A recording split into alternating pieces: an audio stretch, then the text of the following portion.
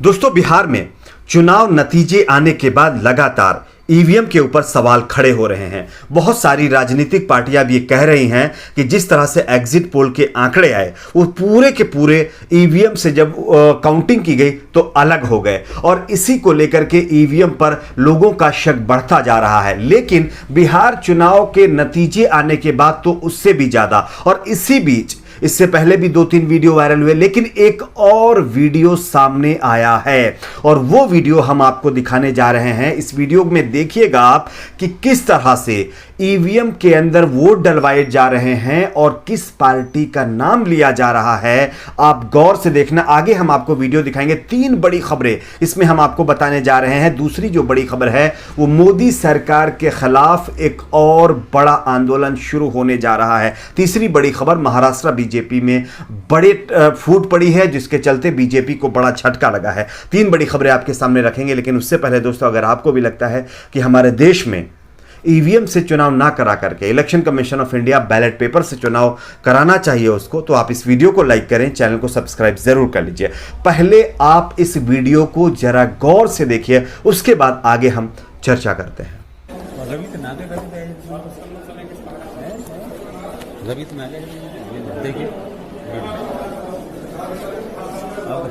आपका ना रवि बनो ना कोई एजेंट बनाओ लोग है ना, रवि का भी कोई एजेंट बनाओ तो फिर ताकि जाना रेलिंग दो का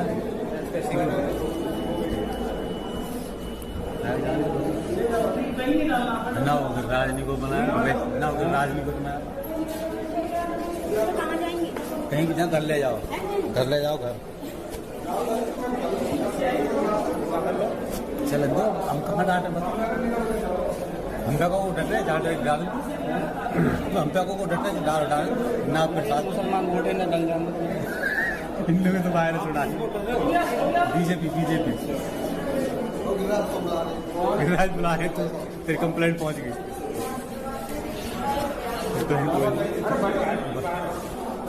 तो जैसा कि दोस्तों आप लोगों ने इस वीडियो को देखा, इस वीडियो के अंदर आप देख सकते हैं कि किस तरह से पोलिंग बूथ के ऊपर वोटिंग कराई जा रही है और एक पार्टी का नाम लिया जा रहा है। वो किस पार्टी का, आप सभी समझ सकते हैं कि जो है किस पार्टी का नाम लिया जा रहा है। अगर नहीं आप सुन पाए हैं तो फिर से एक बार वीडियो को बैक ले जाइए और सुनिए जा करके।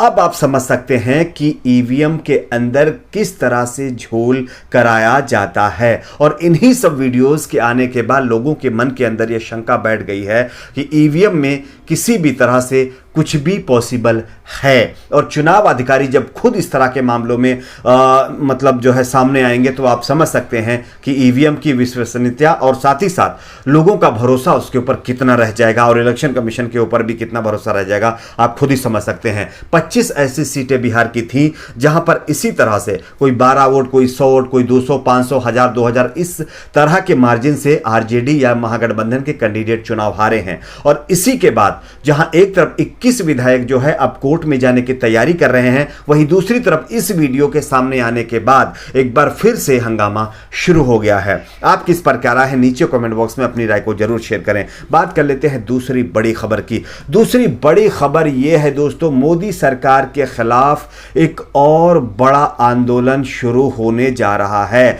आपको स्क्रीनशॉट दिखा रहा हूं, आप देखिए। केंद्रीय ट्रेड यूनियनों में 10 ने कहा है कि वे 26 नवंबर 2020 को अपनी राष्ट्रव्यापी आम हड़ताल यानी नेशनल वाइड स्ट्राइक की घोषणा पर कायम है। साथ ही अगले हफ्ते होने वाले किसानों के 2 दिन के विरोध प्रदर्शन को भी समर्थन ये ट्रेड यूनियन देने जा रहे हैं। इस संबंध में केंद्रीय ट्रेड यूनियनों ने संयुक्त मंच विभिन्न उद्योगों के स्वतंत्र मजदूर संघों ने 16 नवंबर 2020 को एक वर्चुअल बैठक भी की थी। इस तरह से बताया जा रहा है कि इस सरकारी बैंक पर भी छाया संकट, आरबीआई ने पैसे निकालने पर भी कई तरह की ये सारी चीजें यानी कि पाबंदी लगाई हुई है, और इसमें जो है इसी सब मामले पर ट्रेड यूनियनों की तरफ से एक बड़ी हड़ताल की जा रही है, और बताया जा रहा है कि मोदी सरकार की नीतियों के खिलाफ ये आंदोलन शुरू होने जा रहा है।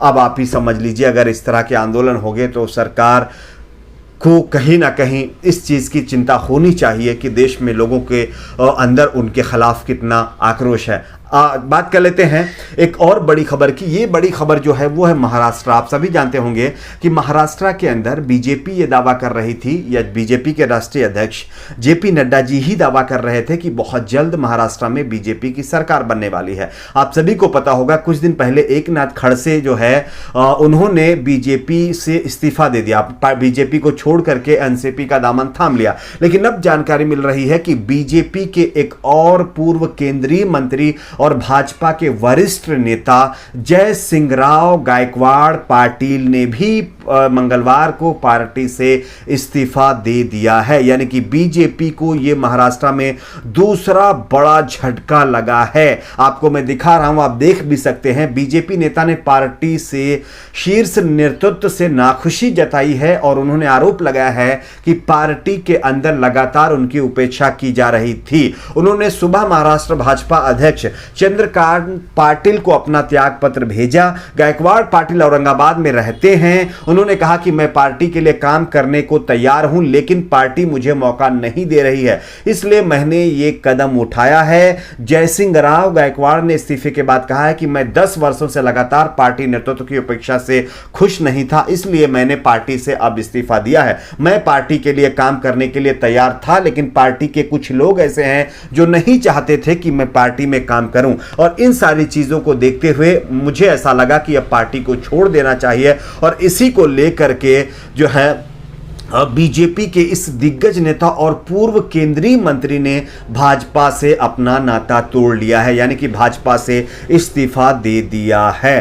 तो यह कहीं ना कहीं बहुत बड़ा झटका। इससे पहले आप सभी को पता होगा एकनाथ खड़से पहले ही एनसीपी में जा चुके हैं, और अगर इसी तरह से बीजेपी के अंदर महाराष्ट्र के अंदर टकराव होगा तो जहां एक तरफ उद्धव ठाकरे सरकार और महाविकास आघाड़ी सरकार को कहीं ना कहीं जो ये कह रहे हैं कि ये बहुत जल्द गिरने वाली है, तो दूसरी तरफ बीजेपी खुद अब महाराष्ट्र के अंदर अपनी पार्टी को लेकर के आत्म मंथन करे और ये सोचे कि आखिरकार इस तरह की सिचुएशन पार्टी की क्यों होती जा रही है। खैर, अब आगे देखना होगा कि बीजेपी इस पर किस तरह से आगे कार्रवाई करती है या किस तरह से इस पर जो है काम करती है। लेकिन ये तो एक बहुत बड़ा झटका बीजेपी के लिए महाराष्ट्र से होगा। आप सभी जानते होंगे कि कई और नेता ऐसे हैं जो कि बीजेपी में काम करना चाहते हैं, लेकिन महाराष्ट्र की जो सीनियर लीडर्स हैं वो नहीं चाहते कि वो नेता इसमें आगे बढ़े और काम करें। ऐसे कई नेताओं ने इससे पहले भी आरोप लगाए हैं, जिसके चलते अब बताया जा रहा है कि कई और नेता पार्टी से इस्तीफा दे सकते हैं। और ये कहीं ना कहीं महाविकास आघाड़ी के लिए अच्छी खबर है, क्योंकि कुछ दिन पहले ही जेपी नड्डा ने कहा था कि बहुत जल्द महाराष्ट्र में बीजेपी की सरकार बनेगी। लेकिन बीजेपी की सरकार तो बनती हुई नहीं दिखा रही है, बल्कि बीजेपी के नेता अपनी पार्टी को छोड़ करके एनसीपी में शामिल होते हुए जरूर नजर आ रहे हैं। आपकी इस पर क्या राय है? नीचे कमेंट बॉक्स में अपनी राय को जरूर शेयर करें। वीडियो को लाइक और शेयर जरूर करिए।